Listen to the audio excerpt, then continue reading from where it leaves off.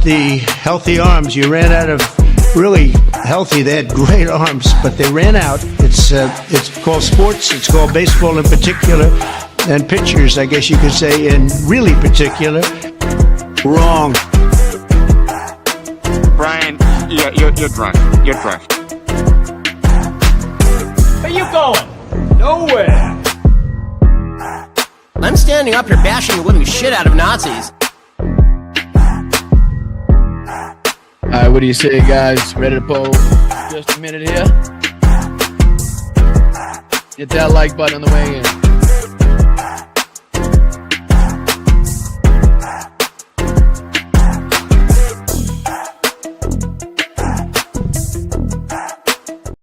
All right, let's hop right into it. I appreciate you guys. Thank you so much for joining me. Thank you so much for being here once again. I'm Boston Brian. This is Blunt Politics. Thank you to everybody watching on this space as well. I appreciate Matt and all the mods over there for all the hard work and the time that they spend putting all that together. So thank you to everybody over there. I appreciate it. Make sure you're hitting like on both channels there. Make sure you're liking on the way in here as well. We're trying to get to 15,000 subscribers. It's a slow crawl to get there, but I do believe we're getting there organically. There are also a multitude of ways where you can help the channel financially if you're in the financial position to do so. If you're not in the financial position to do so because of how tough the economy is, because of how stupid our president is, then it's totally understood. Don't do a damn thing. Just do the free stuff, right? The liking, sharing, subscribing, putting it out on social media. That's all free. That doesn't cost you a dime. But if you are and do find yourself in the financial position to do so, there's a multitude of ways. Like I said, patreon.com/BostonBrian. You can check that out for as little as $5 a month. We have our Zoom meetings coming up. You can check out the channel membership just below me at $2.99 for the month. I believe you can help out independent media. It goes a long way. But let's bring in the chat, say hi to a few people, and then get into a few of these stories here. What's going on, Dad? I appreciate you watching, my man. Love you, big guy. What's going on, Steph? Hi, Jen. How are you?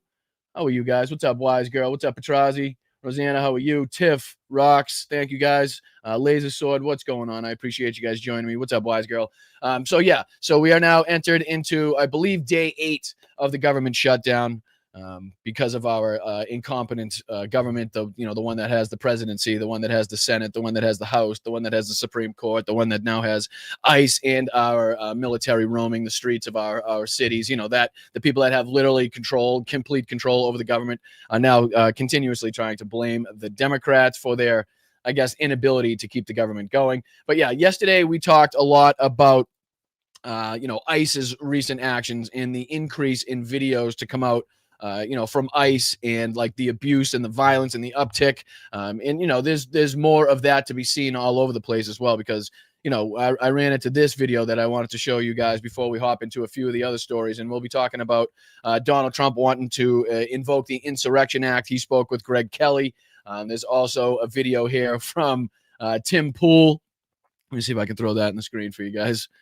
Where the MAGA, I don't know if I'd call it a MAGA. So I don't know what you'd call it, but the rift that has really dug its heels into MAGA because of the Charlie Kirk murder.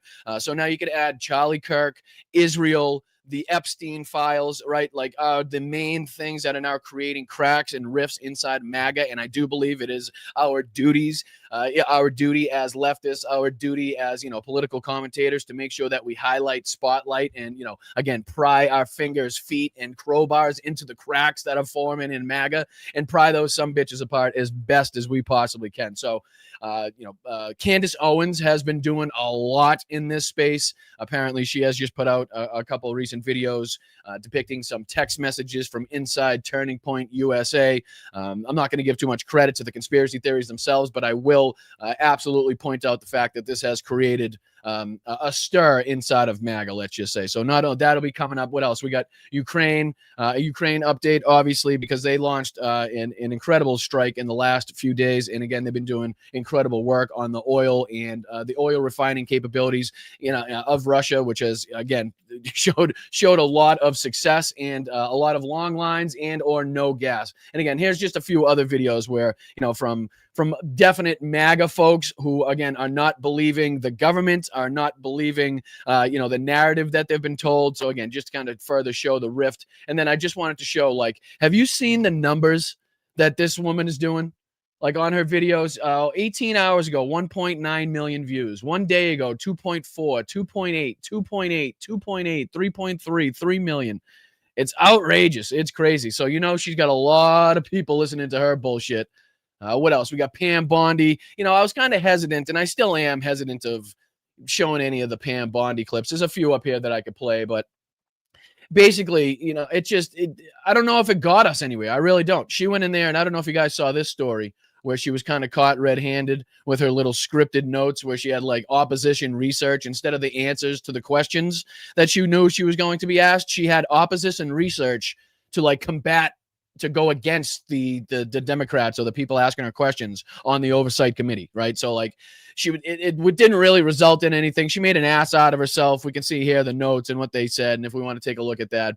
And there are a few clips where she was questioned about the Epstein, and it's, you can kind of gain a lot from her lack of answers. But other than that, it's basically like you'll see a lot of lefties being like, oh, she was demolished, oh, she got creamed, oh, she got she was useless in her testimony and all that stuff, right? And then you'll go over to the right-wing accounts and they're like, oh, Pam Bondi destroyed Democrats and this. So it's like, we're not living in the same reality as the other side. So I kind of struggle to, take a moment or waste time on things like that, where it's like, both sides are trying to claim the W in the same situation and nobody really wins from it. Unless the Epstein files get released, that would be the ultimate victory. But what do you say we hop into it?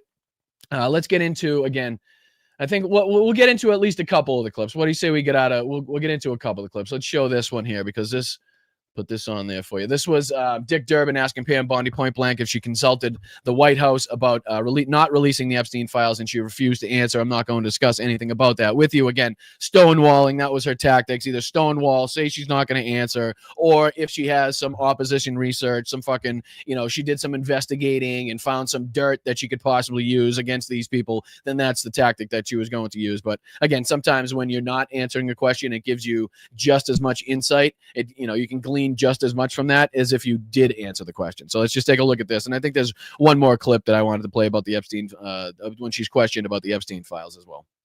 Quarrel with you is to read somebody that you mentioned I never heard of. Reid Hoffman. So who gave the order to flag records related to President Trump? To flag records for President Trump? To flag? Yes, the 1,000 agents that were tasked at literally putting whiteout or Sharpies over his name and pinpointing every time his name was mentioned in the Epstein files. Are you going to act that stupid and ignorant now? Are you going to claim to be that ignorant in front of the whole world? Because I'm not sure that's the look you want to go for. I'm not sure that's like, gonna rub off on the American people in the way you think it's going to, because it's pretty obvious to everybody, especially that saw the reporting, that we know how many agents were involved, how much time they spent, and what they were tasked to do. Records which included his name.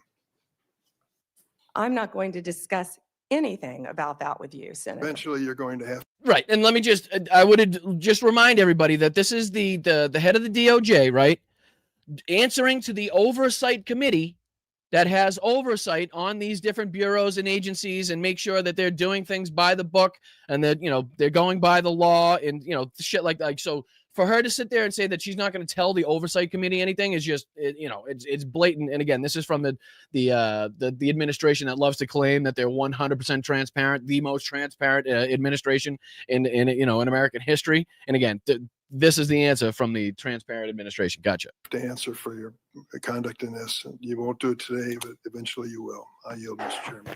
I like that response too, because he's like, listen, you may not answer questions today. You might think you're getting one over us on us today, but eventually you will be brought to task. Eventually you will see, some accountability in these fucking mistakes that you made and the cover-ups and the illegalities and the bullshit that you fed the American people. Right. And I think there was one more here.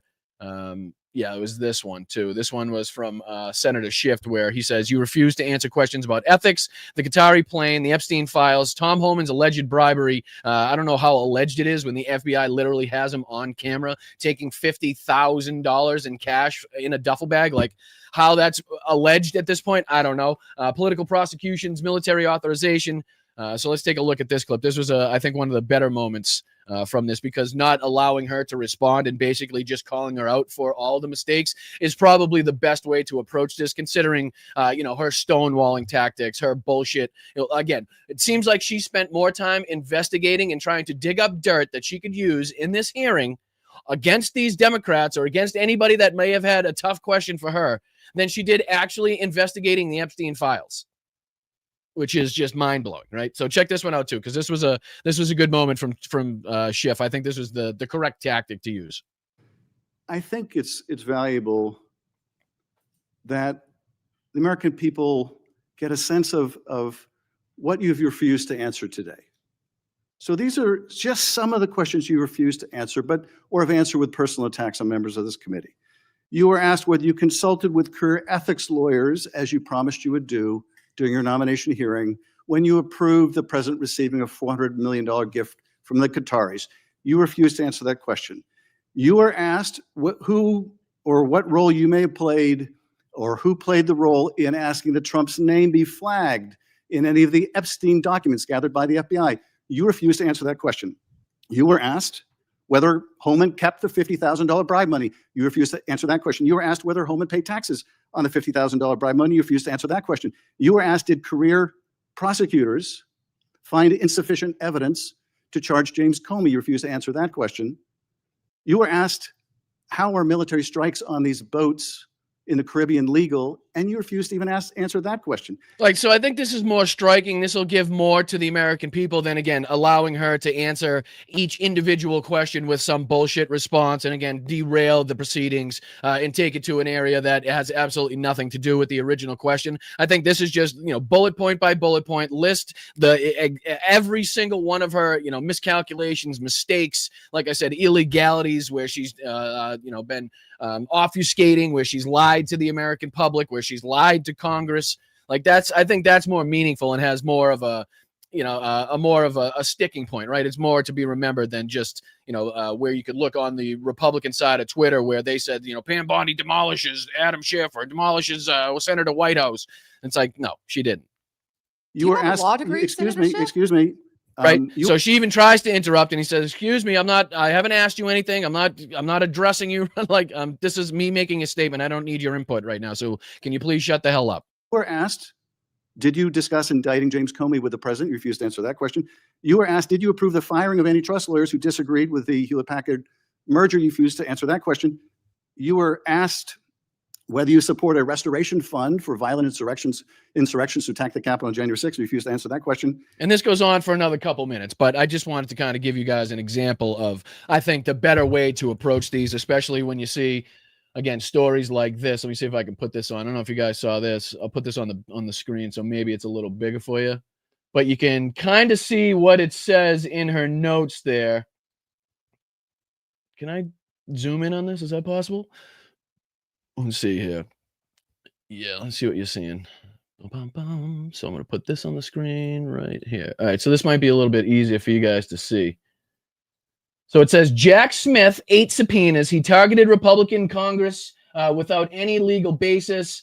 Not something is blocked out with no predicate blocked out. Going after DJT seems to be blocked out. Very much ongoing, 100% looking.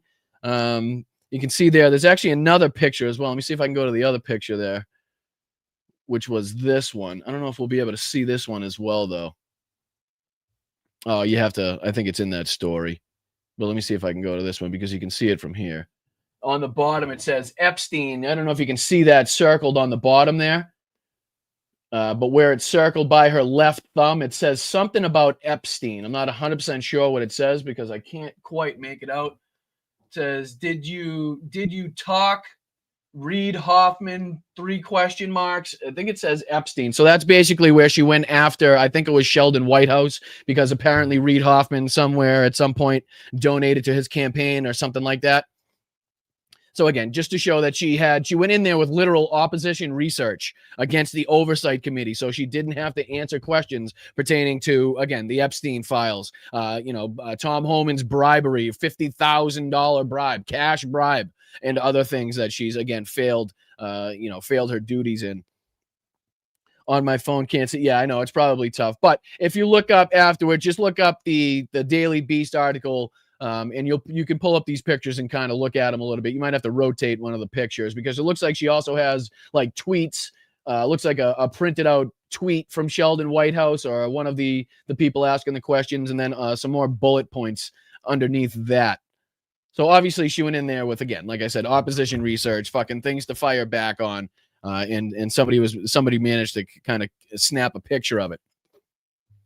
All right, so what do you say we dive? Because we don't have a ton of time, this being the early show.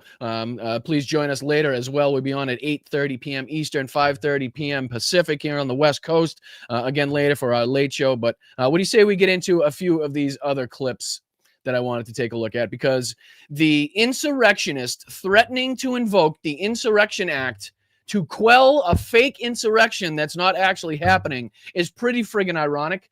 So this was Trump, who I guess did a phone interview with Greg Kelly. I think this is a two-parter, but I just kind of want to dive in. Oh, thank you so much, Colleen. I appreciate that. Bondi is shameful, disgusting representation for women in Congress or pursuing a future in the field. I 100% agree, Colleen, and thank you so much for your kind contribution to the channel. And anybody else that wants to, financially contribute, just like Colleen did, you can send a super chat, super sticker. You can contribute on Venmo, which is up in the corner. Take a picture, bust a buck, try your luck, support some independent media. It goes a long way. But Colleen, thank you so very much. Shout out to you. All right, let's see what we can get into here. I appreciate you guys joining. Hit that like button. And again, this is Donald Trump with Greg Kelly. The two dumbest people, I swear, to ever hold positions in front of cameras. This time, one being on the phone. But again, let's listen to what idiocracy comes from this. President Trump, welcome. How are you tonight? I'm very good. And I love watching your show. Wait a minute. Is that actually Trump? That sounds like AI or some shit to me. That didn't even sound like him. Am I crazy? Hold on. Let's play that again. Welcome. How are you tonight? I'm very good. And I love watching your show. I'm sorry. What is that bullshit? That sounds like some of the worst AI or like a bad comedic impression. Like, what the fuck is that? That's not Trump. Wait, okay. Well, I'm sorry. I know. But wait, are you guys getting the same thing that I'm getting? Or is he just sick as a dog? How are you tonight? I'm very good. And I love watching your show. I don't know. I've listened to a lot of Donald Trump in my days. That don't sound like Donald Trump to me. I'm good. I love watching your show. Like, I don't know. Holy sugar. And when you said, could you do it? I said, I'm a little busy, but in your case, I'm going to do it. Absolutely. He sounds like he's fucking 5 feet of the 6 feet under right now already. Like, is somebody like actively shoveling dirt on top of Donald Trump as he's given this fucking phone interview? Is his heart ceasing to function as he's given this interview? Like, what is happening, bro?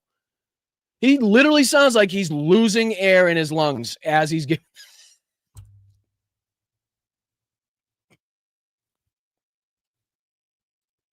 Well, you certainly are busy, and we know you got literally the weight of the world on your shoulders. Hey, first, sounds like the weight of the world's on his lungs. It sounds like the weight of the world's on his throat. Christ almighty. Is Derek Chauvin somewhere in the vicinity of Donald Trump? Because somebody might want to check to see where his fucking knee is. Mine. The Schumer shutdown. Are you making progress? What do you expect? I heard the experts say it should be over this week. Well, I guess we're making progress. Look. Well, I don't know what's going on here. I don't know if this is Chat GPT. I don't know if this is like one of Donald Trump's people that he's hired to sound like him to do these fucking interviews when he doesn't want to, or if Donald Trump literally has COVID-25. I don't know what the fuck it is, but he sounds horrible. He quite literally sounds like he may not make it tomorrow. And I know this was a couple days ago, but what is going on? Should have never shut it down. We have the best economy in the world right now. Nobody's even close, and they shouldn't have done it. But they're out of control. Imagine that, saying you have the best economy in the world right now as there's farmers coming out of the fucking woodwork to express their anger, frustration, and outrage at the way that they've been treated, and how the tariffs have affected them. The fact that gas prices and grocery prices and housing prices have done the opposite of come down in price, just like Donald Trump said and promised he was going to have happen within, 24 hours of becoming president for the second time. Right. So, inflation, like I said, grocery prices, gas prices, housing, heating costs. Is anybody, car insurance, health insurance, is anybody seeing any of that getting any better? Because I'm not seeing any of that get any better. So to have the fucking gall, or to think that the people listening are so stupid, incompetent, and ignorant and don't pay attention to the news, that would believe like we're in like the world's best economy right now. And like there's no red flags up, there's no fucking downside, there's no like really big problems that we're facing at this moment, is just, again, not living in the same reality. And it's almost impossible to kind of talk to people like that. Well, they're controlled by the radical left people, and it's just so ridiculous. So, I guess we're making progress. A lot of people want to get it done. They want to spend their money on open borders. They want to spend their money on all the things that you don't want. How do you spend money on open borders exactly? Like, how does that work? Like, wouldn't that just cost nothing? Right? Isn't it like, again, if we're talking about finances, like, why does it cost money to have an open border? And again, nobody's advocating or has advocated for an open border policy. I think everybody, like, rightly and correctly has pointed out that we need some drastic changes to our asylum process, drastic changes in the way that we think about how drugs and, trafficking happen in this country or come into this country, because still seems to me that the majority of people don't quite understand that, the majority of drugs and the majority of human trafficking still happens and takes place at the ports of entry, the ports with all the security, the ports with all the cameras, the ports with all the sensors, the ports with, the guys with the guns and stuff, and not through like open territory, unguarded borders, like that type of shit. Like, it's amazing to me that people still don't quite grasp that like whole, I don't know, that whole statistic in the battle against drugs or against human trafficking. Like, you do understand. Again, it's kind of, you guys know, so I won't beat you. I won't beat a dead horse. To spend money on, and what they've done with healthcare is a disaster. What they've done with healthcare is just an absolute disaster. What we've done with healthcare, the reason that millions of people still have healthcare, said by the guy responsible for stripping millions of access to healthcare, cutting cancer research funding for kids, taking away USAID in the multitude of ways that it helped people around the world. I mean, the list goes on and on and on and on. And, before I lose this, you're 100% right, Five Alarm, right? So tariffs cost money, our money, right? And this is being found out as we played on the show the other day,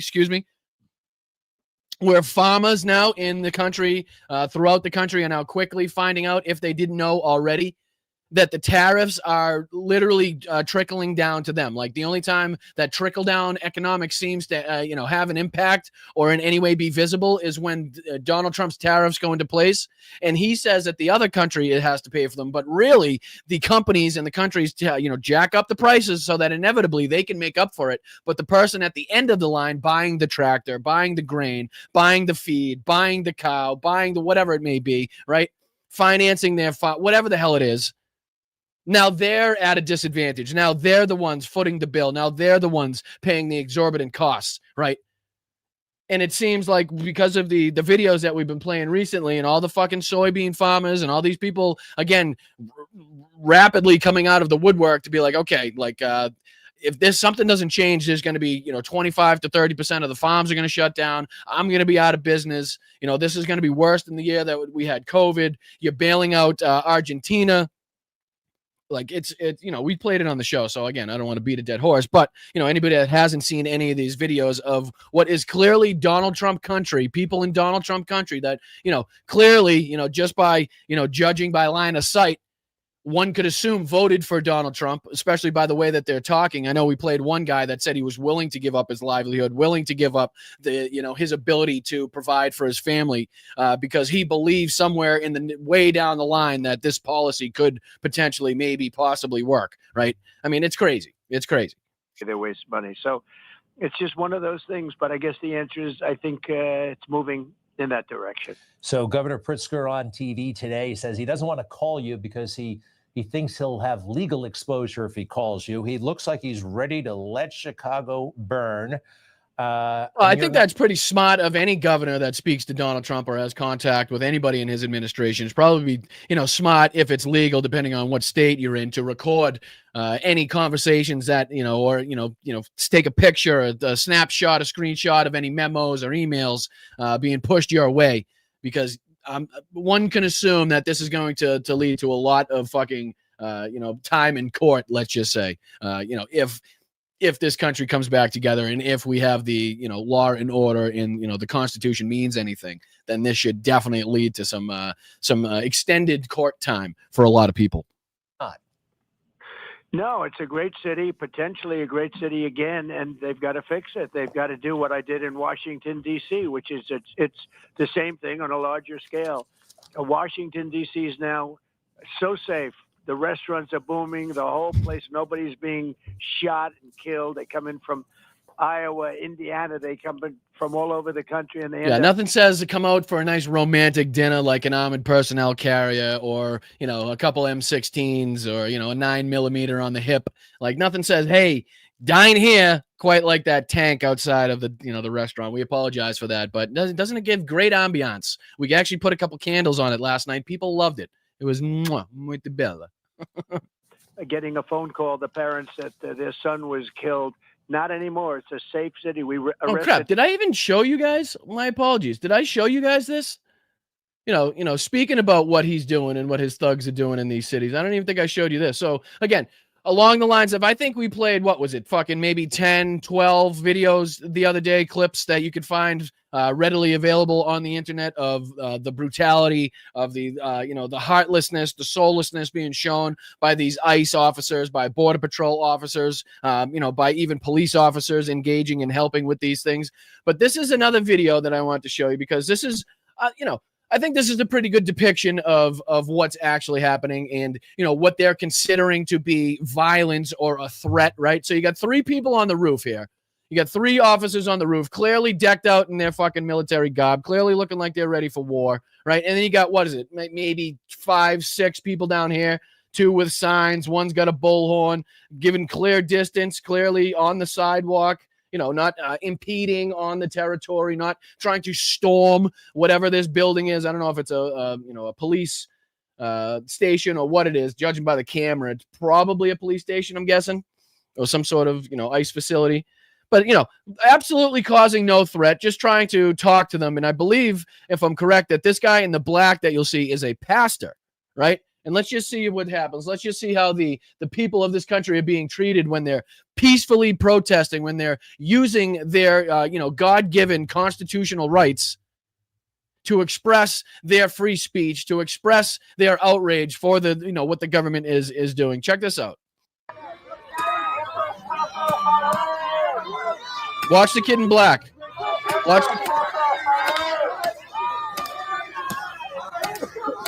You see that? Shot him right in the head with a rubber bullet. Shot him right in the head. Ready? You can hear it. You can hear them shooting before. Nobody causing any problems. Nobody here is shooting anything back. Nobody's tossing Molotov cocktails. Nobody's even fucking shooting a slingshot. Right? And listen. You can hear the shots already going off. The guy with the helmet's already reacting, right? Now watch the guy in the black, the pastor in black, who is literally just standing there talking. Right in the head. Right in the goddamn head they shoot him. And then you'd think you'd be like, oh shit, like you just shot that guy in the head. Maybe you should, I don't know, go down and see if he needs any fucking medical treatment and medical aid required, right? And maybe we should probably stop shooting right now, considering there's other people about to gather around to see if the guy's okay. But do they stop shooting? Let's see. No, they just increase their rate of fire. If you listen to it, it's just fucking increased. So one more time, just in case, you don't actually in case you haven't actually seen like any example of like outright violence, unprovoked outright violence by ICE, where again, it's again begging the question as to when does this become self-defense? When does this become the people standing up for their rights? And when does this become taking our country back from, a blatantly authoritarian dictatorial regime that has law enforcement, federal agents at their disposal, shooting the citizens, whether it be with rubber bullets or real bullets, in the fucking dome piece in order to, again, I don't know, put the fear of God into people to make sure that they to respond to instructions. Like, this is so you can have a citizenry that listens and obeys. Listen, one more time. Here we go. They already shot him. You can see him there. He already flinched, right? So that first one, he flinches. If you look at him real closely, you can see. Ready? First shot. Flinches again. He got hit. He got hit again. Right in the head. And they're still fucking firing. I mean, if that doesn't piss you off, if that doesn't fucking give you like cause for alarm, like if that doesn't outrage you, if that doesn't get you to fucking get the fuck out of your seats and get into the streets on your nearest and next protest and next rally, if that doesn't get these no kings and hands-off protests combined into one large, massive general strike at some fucking point, I don't know what will, right?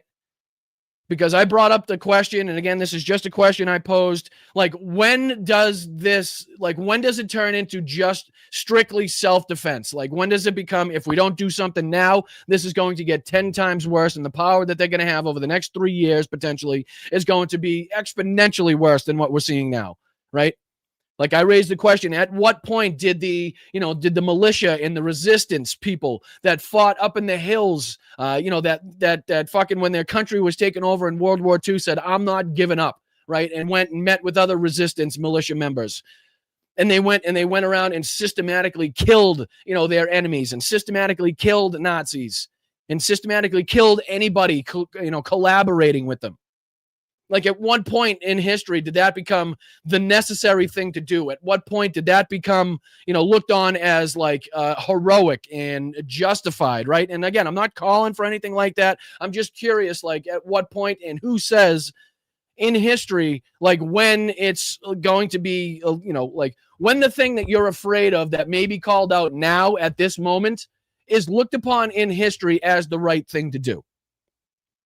Right. And I know it's a difficult question. I know it poses some harsh realities, but I think it's a question that needs to be had. Again, especially when we're seeing what we're seeing take place on the streets every single night. And again, it's only getting worse and worse and worse. And at any time, we try to defend ourselves or stand up for ourselves, like, I don't know, it seems to be somehow tried to be turned around. And it's crazy to me. It really is crazy. And I'm curious at what point, we realize that even marching down the street, like, shut shit down. I'm not saying fucking burn. I'm not saying violence. I'm not saying destruction. I'm saying let's just everybody fucking call a place and a time. We'll meet there. We'll march right down. How about we use their terms? We'll march right down to the Capitol. And we will sit our asses in front of that Capitol and shut the government down until we get the answers and the fucking policy reversals that we fucking deem necessary to having our own democracy, to having our country back, to having an actual constitution and a Bill of Rights that means something. I don't know. I keep saying there's nobody in the world that anybody can blame that has more ability or has had more responsibility for radicalizing me and more people than Donald Trump and the Republican Party of the last 10, 12, 15 years, right? Never did I think that I would see, police officers perched on the fucking tops of buildings, just at will, unprovoked, shooting fucking rubber bullets into crowds and, literally aiming at the faces of people that are just trying to, again, have a meaningful conversation with them. So when is drastic action needed to be met with drastic action? And we can have all the conversation in the world, if you want, about what that drastic action looks like and what it needs to be. And I'm all ears, right? I'm all up for suggestions. I'm all for it. But at what point And again, like Tucker Carlson used to say, I'm just asking questions here, just asking questions. When does drastic action need to be met with drastic action? And I ask you that in the chat, and I am more than happy to have that conversation with you guys and discuss what that looks like. Because again, we got a lot more time in this, and I know we're doing everything possible. And again, I know we have the ammunition and the power and the opposition research to do some serious damage going into midterms.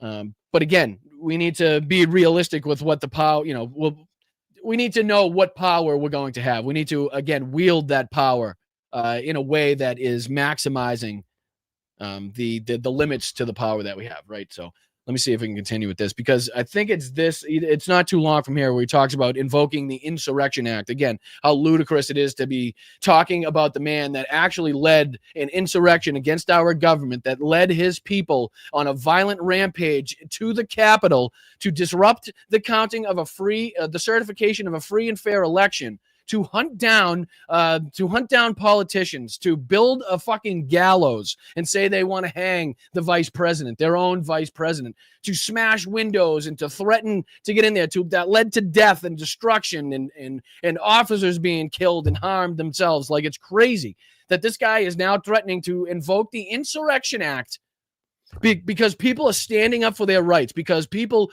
don't want to see their own military and posse comitatus, thrown in the fucking trash, right? There's a reason that you don't unleash the United States military against its own people in its own fucking, borders. There's a reason that it has to be a very, very specific and drastic fucking situation in order to even contemplate that happening. And people are rising up, and people are fighting back, and people are speaking up because of these uninvited, vicious thugs now spreading like cockroaches throughout our cities, right? Abusing people left and right. Fucking nuts.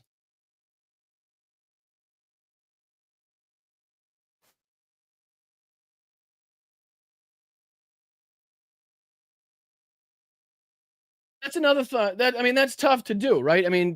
I agree with the sentiment. Like, I'd rather stop having to schedule protests and just have everybody be so fucking, fed up and done with it that it's just like an instinctive automatic thing that happens. But again, we have to be realistic as well. Like, people have daily lives. Like, it's not easy for these things to happen. Like, I understand, like, people will be hurt, whether it's financially, whether it's, their careers, whether there's a multitude in different ways in which, if you don't show up for work, like, it will impact you. It will affect you. But, if we do that as a big group, if we do that on the whole, then it takes the focus off the individual person, right? It puts more focus on the movement as a whole. It puts more focus on the goals of the movement than it does with the individual that didn't show up for work, right? So again, I think in some way there's, it has to be so big and involving so many people that it needs to be scheduled. It needs to be, talked about. And then, once these things continue to happen more and more, then I think it will continue to happen more organically. And then once those things, again, once it aligns into one big general strike, or even, multiple bigger general strikes throughout the country, that's where I think it's going to have an impact. That's where I think when corporations are shut down, when the government, again, is unable to move or fucking do any of its duties, and again, businesses aren't making money and everything's shut down, that's when you have the most power, I believe. And, again, I know that has detrimental effects on both sides, and people will be affected. And it's, again, something that needs to be discussed, and we need to figure out when we're in that position, to find ourselves in the necessary spot to have that conversation, right? And I think at this point, we're well beyond a general strike. And that's just, again, my opinion. Maybe I'm too radical. Maybe I'm too fucking, maybe I'm too crazy. Maybe I'm too naive or whatever the hell. But I absolutely do think that we are well beyond the time where a general strike, and the people should absolutely be showing their outrage and frustration on a daily basis. and not just continue to be bent over and fucking, spanked at every opportunity by this government, whether it be with our allies, whether it be fucking cuddling up to enemies, whether it be with foreign trade, whether it be with tariffs, whether it be with, demonizing the people of color and the trans community, or, deporting legal immigrants and legal asylum seekers, right? I mean, I don't know how long the list has to get and how many different ways our freedoms and how many times our democracy has to be attacked in order for us to be like, okay, enough is a fuck enough. Like, enough is enough. And, I have all the faith in our ability to come up with some way that, again, has the most impact while causing the least amount of harm, because I know we're all bright people. We have a ton of fucking bright people on our side. The big tent is a good thing for a reason, because you got ideas flowing from all different types of minds. So I have all the trust in the world that we can come up with a way to use this and to use our power in a way where it, again, gives us the most benefit and also causes the least amount of fucking harm to any to people that are involved. Right. All right, let's go. Oh, sorry, it was this one. My apologies. And we're doing other things too. We've already had FBI. Yeah, time flies. They've done an incredible job. We got it down a little bit, but the big surge is what you need. And we're going to be going in. We're going to save Chicago, and that's what you have to do: is save Chicago. The hostages, you had a lot of momentum last week. It still feels like there's momentum. I'm hearing about talks. So he goes right into this non-existent fake fucking peace deal that I refuse to call a peace deal, which this whole time was just made so that Bibi Netanyahu had justification to continue his all-out war. This was something that they were never even going to allow Hamas to comply with, regardless of how eager Hamas was or is to try to comply with this. This is something that was made to be unattainable. This was made to be something that Benjamin Netanyahu was absolutely at every point going to say was not met. This wasn't met. This wasn't met, which again allows us the justification. And now we have the complete and total backing from Donald Trump and the United States, which again was his ultimate goal, because on a multitude of occasions already, Netanyahu has, I believe, he gave a speech in Hebrew where he was talking and saying that, no, we have absolutely no intentions on removing the IDF from Gaza, right? Which is, again, going against everything that was talked about. And he gave the withdrawal lines that were in the original peace plan, the so-called fake peace plan, right? So again, that's already been fucking rewritten. The terms that the Muslim and Arab countries surrounding apparently agreed to were already changed not long after this was reported. So again, this is just a bunch of fucking bullshit. But let's see what he has to say on this one. Egypt, can you update us on when they will be coming home? How close are we? Well, I think we're getting very close, and it's been going on for. There are those that say 3,000 years. Let's say a couple of hundred years. Okay, let's say a few centuries.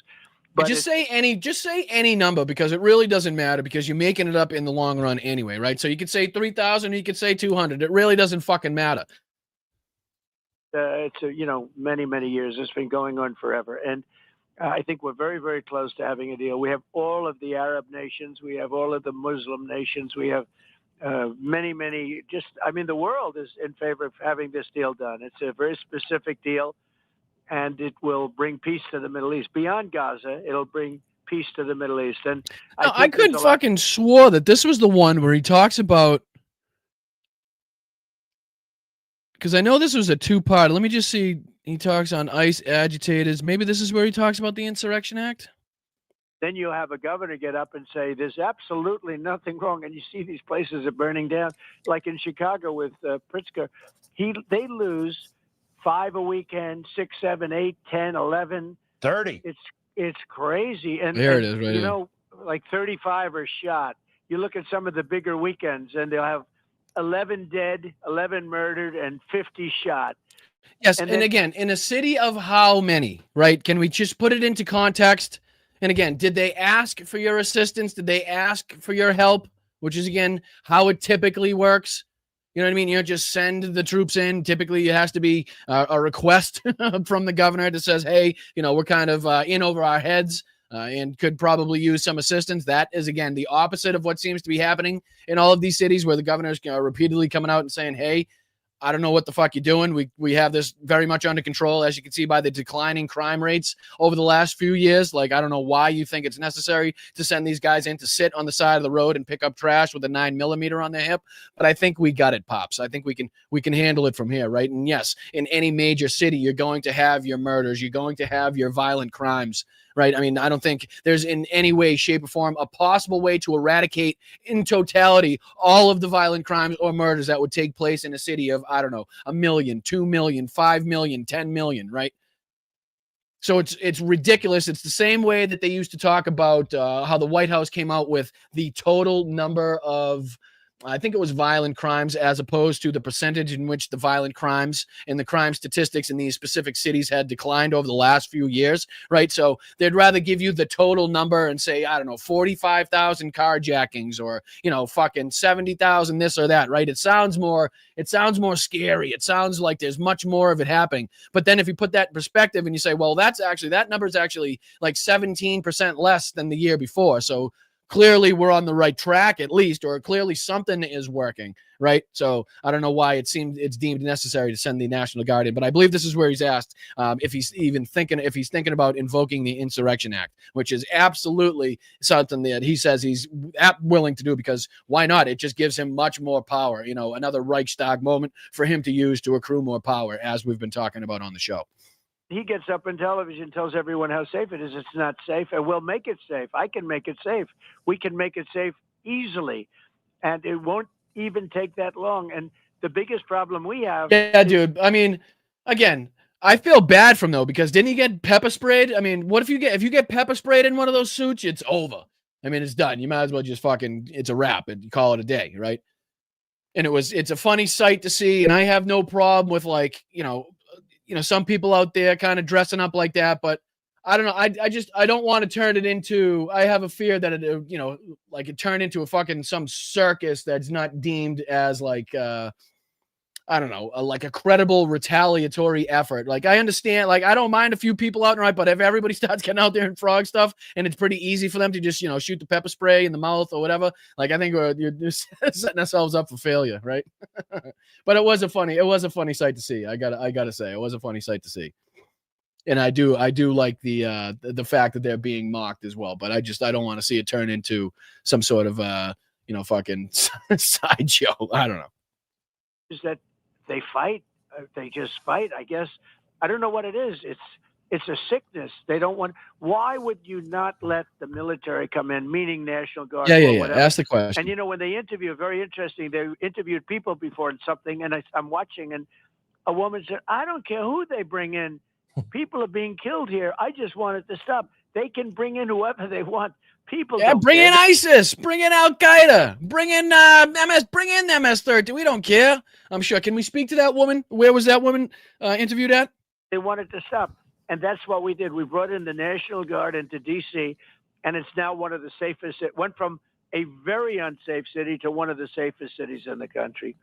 It took 12 days, and then let's say give us a couple of more days after that. Figure a month, but it took 12 days before the crime really stopped.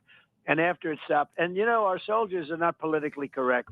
These are, we won the case on merit at the Supreme Court. These people are there for merit. They're there because they should be there, and they look like soldiers. And they went in and they just cleaned it up. And they're doing the same thing right now in Memphis, Tennessee. They're doing a great job. In just a few days, it's almost better. It's getting really good.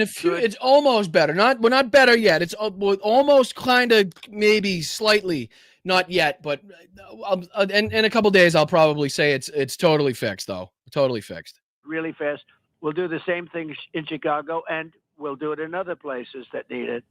We saved Los Angeles. I'll tell you, if you look, we did this a few months ago with Gavin Newsom in Los Angeles, and again, another unwarranted, uninvited fucking deployment of the National Guard. I believe was that the first deployment that they had, and then they even put some Marines on standby, and that I think it was right around the time he's probably going to bring this up, but he talks about you people and everybody here in California, but I do want you to remember this. Remember when he said Let's see here. I think it was something like, yeah, we'll let you burn.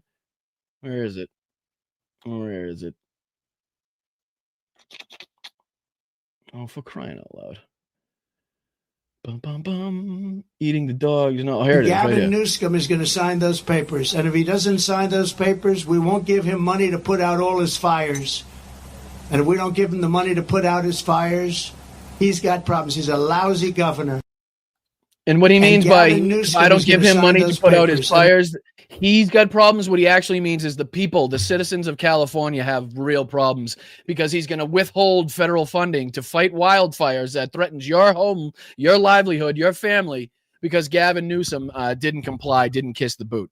And again, now this is the president of the United States on with Greg Kelly bragging about, again, illegally and unconstitutionally sending the military into different cities. And then what we're seeing come from those actions, which is outright violence, outright fucking, just, I don't even know what the hell you'd call it, disrespect for the people that they're supposedly trying to protect. Like, it's crazy.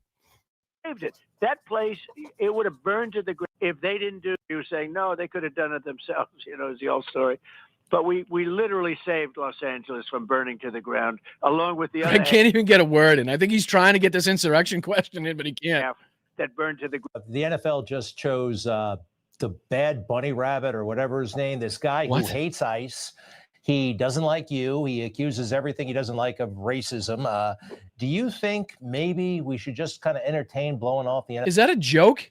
Like, instead of is it this one that he asked? I'm so confused. So President Trump, there are some good people at Fox News, but let's face it, a good chunk of them also did not support you in 16 and in 20 and again in 24. What do you make of that opposition? And you notice it. I know you do. I saw you put it on True Social. They seem to be at war with conservatives they don't like, and they gave you a really hard time. He's going after Fox now. This is great. All right. So I won't subject you to any more of that. I could have sworn it was in that first clip.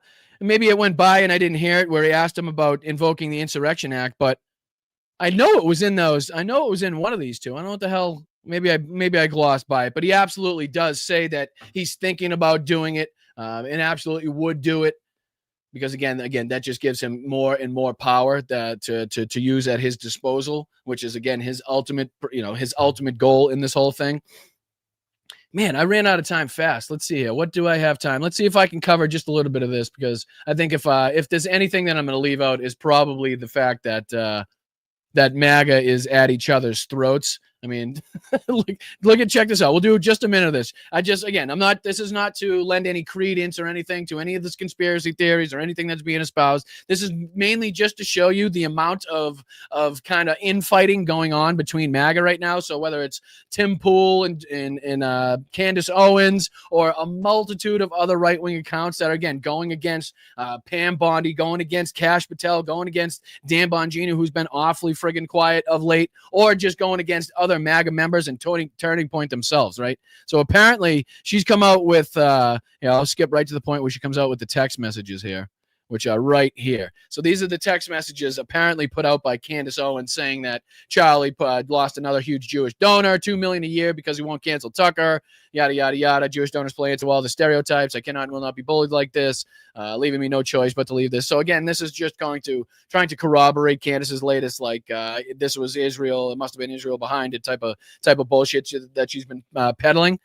But this has caused a huge crack, a huge rift inside of MAGA. And I think maybe on tonight's show, we'll have enough time to kind of dive a little bit deeper into this. But let's see if we can kind of just take a look at, let's see, what was this one?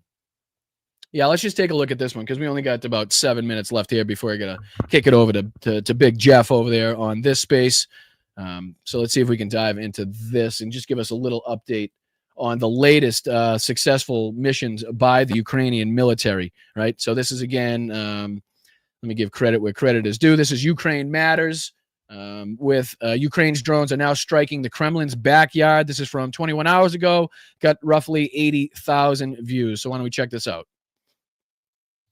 Hey there, Georgie here with Ukraine Matters. Boom, boom, boom, boom. Russia goes boom because the explosions are happening all across Russia as Ukraine is growing their long-range strike capabilities.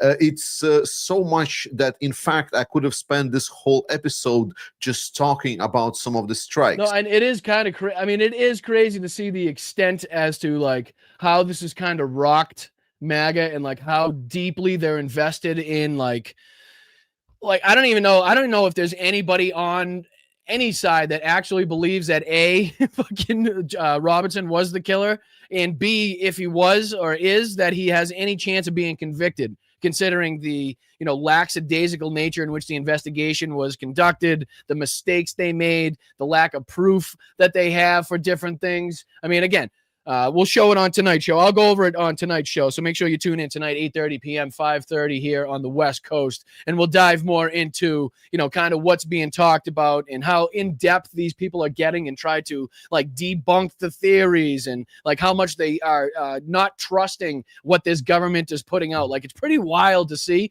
considering this is the government that they themselves got elected. They themselves fought so hard to put in power. So it's crazy to see them like automatically do this turn. Like Joe Rogan, Theo Vaughn. What was another one? There was another, what's his name there? Aiden Ross. Like all these people that actively helped Donald Trump and had Donald Trump on their podcast leading up to the election are now doing their best to try to like slowly creep backwards and do the Homer Simpson meme where they back into the fucking bush to try to kind of separate themselves, distance themselves from Trump and his administration, whether it be because of, again, what's going on with Israel and Gaza, or what's going on with Charlie Kirk and his murder, or what's going on with Epstein and the lack of the, you know, the transparency with the Epstein files. Like there's a whole range of things now getting these people into trouble. But again, I saw that comment go by in the chat and I had to agree.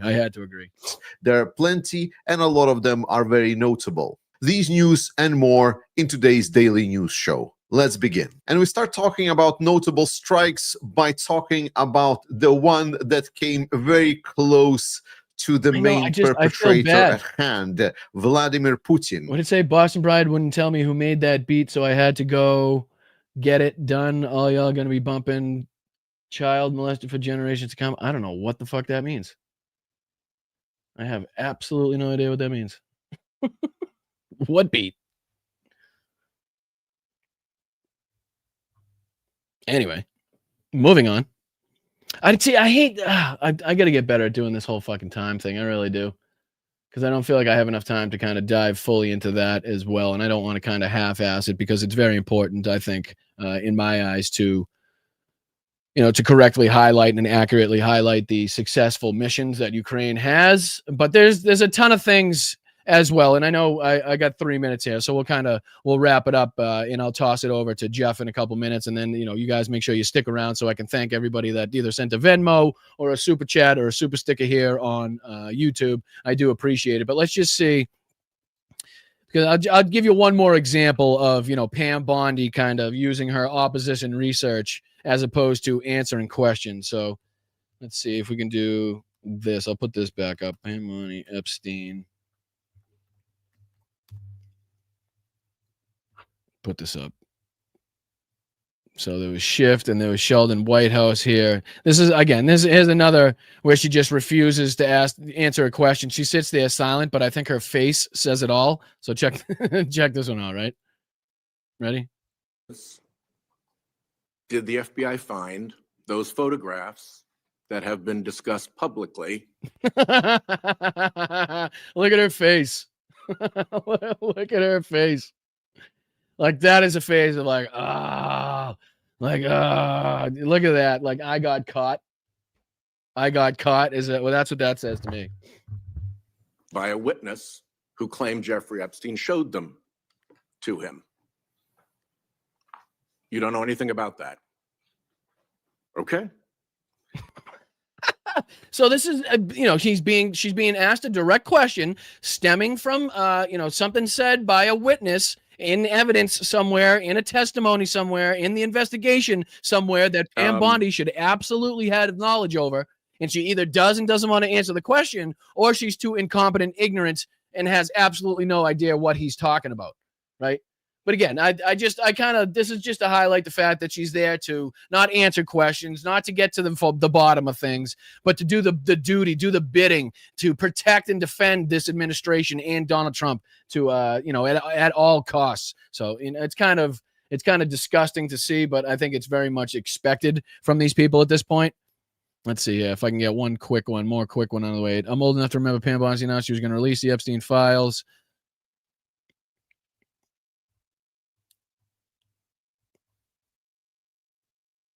Yeah, see, I mean, it's crazy because you go on these right-wing accounts and Pam Bondi nailed it. She crushed the Democrats. And it's like, what the fuck? Like, how are we living on the same planet here? This is the same one she failed. All right. So why don't you say, I'll toss it over to my boy Jeff over there on this space. I appreciate you guys watching over there. Make sure you guys tune in tonight at 8:30 p.m. Eastern, 5:30 here on the West Coast. We'll have a little bit more time to dive a little bit more deeply into some of these clips, some of these new news stories that we'll be talking about. So I appreciate you guys on this space. Jeff, have a great show, my man. Take it away and kick some ass over there. I appreciate it. And everybody here on Blunt Politics, make sure you stick around so I can thank and highlight and appreciate everybody that either sent a Venmo over to support the channel or donated somehow on YouTube. And I really just want to thank you guys, honestly, from the bottom of my heart for everything that you do for this channel, for the people that are day in and day out continuously coming out of pocket financially to support this channel. Again, it is very much appreciated. It is very much recognized. It's hard to miss the same names that come through every single time. And, at some point, I'm beginning to feel badly about it, that I do see the same names over and over again. And again, that's why I'm so committed to try to, grow this audience and spread and grow this channel to make sure that we are, again, spreading the burden that is trying to support independent media, because, I don't want the same people to feel like they're, required or, in any way it's necessary for you to be the only one supporting financially. So everybody that does, you guys are incredible. You guys are amazing. And again, your names are very much implanted in my head for the people that have been around a long time and continue to donate show in and show out. So I appreciate you guys. Let me see if there's anybody that was nice enough here on the old Venmos to send something over and say thank you. And then we'll get to everybody on YouTube as well. Let's see here. So just from yesterday, so I just wanted, just from everybody yesterday, Nancy again, James, Roxanne, Allison, and Moms, thank you so much. I appreciate you guys. Very, very nice of you to always contribute and think about this channel. And now let's get into the people here on the old YouTube. Shout out, Jeff. What up, Jeff? Appreciate you, brother. The end is near and all the idiots in charge are kissing it. The end is near and all the idiots in charge are kissing it. Kissing what? What are they kissing? Kissing the end? Kissing the near? Kissing the rear end? I don't know. But I appreciate you, Jeff. I do appreciate it. Thank you so much. Thank you. And shout out to Colleen as well. Bondi is a shameful, disgusting representation for women in Congress or pursuing a future in the field. And I do absolutely agree with that. And thank you so much for your kind contributions, Colleen. It goes a long way. And, it's very much appreciated. It really is. Shout out to Laurie as well. We are not being insurrection here in Chicago. I don't think you are. I think they're going to have a hell of a time there in Chicago if they think they're going to in any way have a hand up or get one over on you guys. So appreciate you guys, Laurie. Thank you guys for stepping up over there. And anybody fighting the good fight in any one of these cities that is now facing ICE control or Border Patrol or the National Guard, we appreciate you. Thank you so much for everything that you're doing as well. And that goes for Victor. Appreciate you, buddy. Shout out to you. Remember, Ukraine ousted Viktor Yanukovych for ordering protesters to be shot. Can't forget it. Can't forget it. Can't forget it. Thank you, Victor. Great point to make right now. Let's see here. Mr. Android, shout out to you and congratulations for being here for 18 months, buddy. We must choose our battles wisely. Healthcare, absolutely. Absolutely. But again, I mean, even when we talk about going back to some state of normalcy, were we getting what we wanted in terms of healthcare? Was the healthcare system not broken before any of this fucking nonsense by the Republicans took over? So it's like, even if we go back to where we were before, which is never going to happen, we were still in a shit position as far as healthcare, as far as fucking insurance, as far as, CEO wage growth compared to workers' wage growth.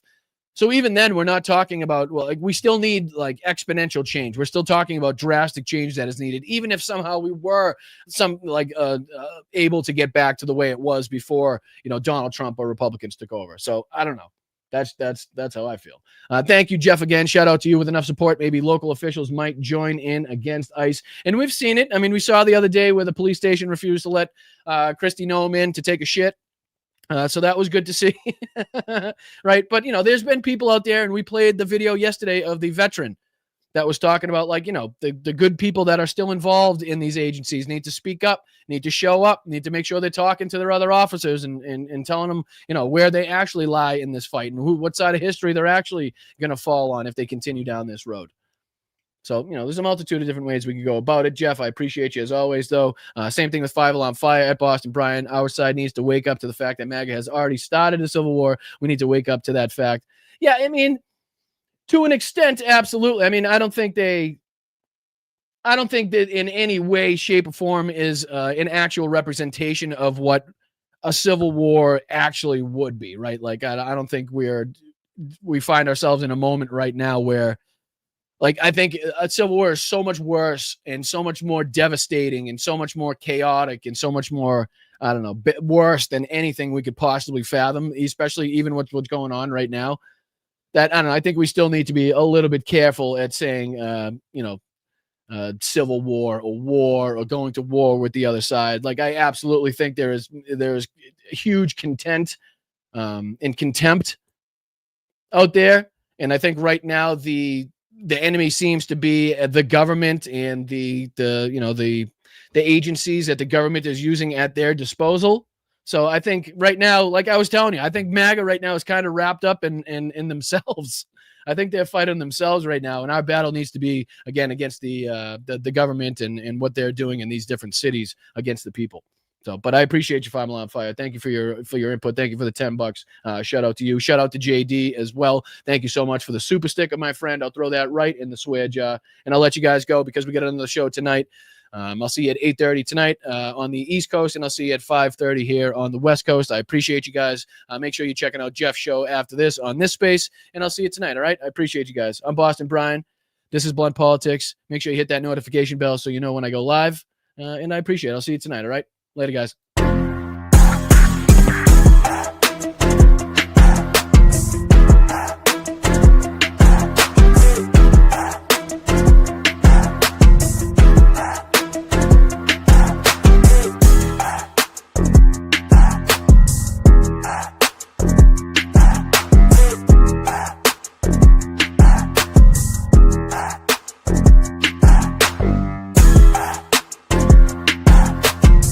Be on the 20th.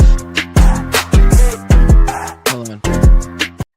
So let me just come back real quick. I'll answer that question. Kat Abaguzela is going to be on the show the 20th. There's been a couple times where we had to reschedule. One of them was because I wasn't feeling well, and then I think it was just a scheduling conflict on the other one there because she's been busy. She's been active in the trenches, and she's been going at it head to head with ICE and fighting the good fight online as well. So that's going to be on the 20th. So make sure you mark that down. I'm extremely excited to have that conversation. Very thankful and appreciative for her time. So yeah, we'll be having that conversation on the 20th. Good question, Gamer. I appreciate you reminding me. And thank you guys. Make sure you guys have a great rest of your day, and I'll see you tonight. All right. Appreciate it. Peace.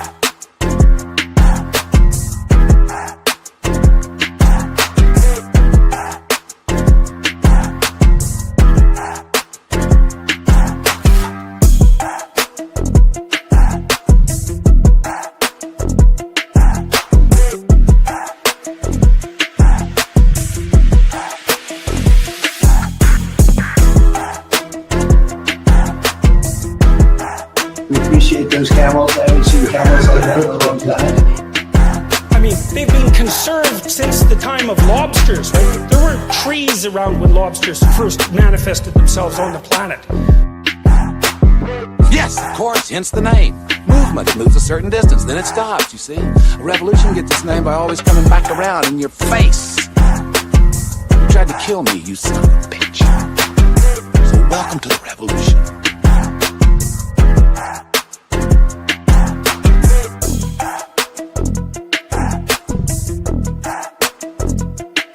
Fucking Nazis.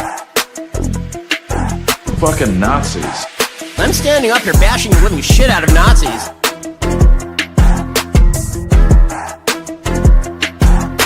In the hell was that all about? He says rectum damn near killed him.